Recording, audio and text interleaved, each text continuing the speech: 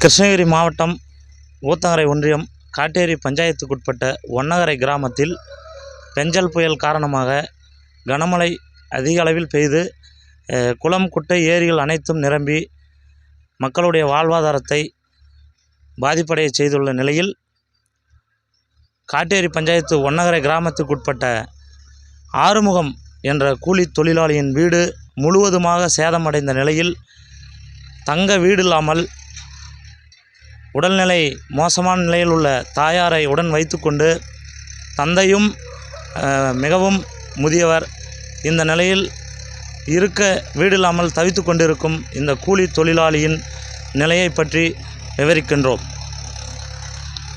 நீங்கள் இந்த இடத்துல எத்தனை வருஷமாக இருக்கிறீங்க? 40 வருஷமாக நாங்கள் இருக்கிறோம். 40 வருஷமா? கிட்டத்தட்ட 40 வருஷமாக இருக்கோம். 40 வருஷம். 40 வருஷமாக இருக்கிறீங்க. இந்த வீடு எப்போ இடிஞ்சிச்சு? இந்த இப்போ தான் இது புயலால் பாதிக்கப்பட்டு பெஞ்சல் புயலால் இது மாதிரி இறங்கிடுச்சு. சரி. இப்போ அதிகாரிங்க யாராவது வந்து பார்த்தாங்களா இல்லையா? இல்லை தகவல் சொன்னீங்களா? இல்லை உங்கள் வீட்டில் எத்தனை பேர் இருக்கிறாங்க? இப்போ வீடு இந்த மாதிரி ஆயிடுச்சு அப்படின்றீங்க. வீட்டில் இருக்கிறவங்களாம் எங்கே இருக்கிறாங்க? வீட்டில் இருக்கிறீங்களா? நாங்களாம் இங்கே தான் இருக்கிறோம். இங்கே மரத்தடியில் தான் நாங்கள் இருக்கிறோம். இந்த கூலி தொழிலாளியின் வீடு முழுவதுமாக சேதமடைந்த நிலையில் இந்த வீட்டை தரைமட்டமாக இடிந்து கீழே விழுந்துள்ளது. இதை நமது ஒளிப்பதிவாளர் காண்பிப்பார். இது வீட்டை காமி. அப்படி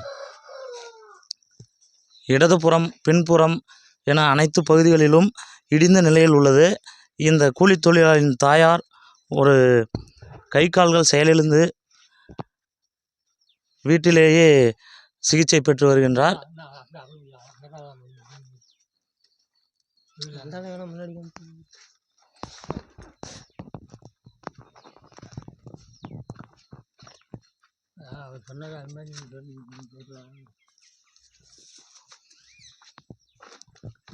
நாற்பது வருடங்களாக ஒரே இடத்தில் வசித்து வரும் கூலி தொழிலாளிக்கு வேறு மாற்று இடங்கள் எதுவும் இல்லை. தற்போது அரசு இருக்க கலைஞர் கனவு இல்ல திட்டம் வீட்டை தங்களுக்கு ஒதுக்க வேண்டும் என்று கூலி தொழிலாளியான ஆறுமுகம் தெரிவித்துள்ளார். உங்களுக்கு அரசாங்கத்திலிருந்து எந்த உதவி எதிர்பார்க்குறீங்க? வீடு வந்தால் போதும் எங்களுக்கு. வீடா? அரசாங்கம் எது வீடு கொடுத்தா போதும்.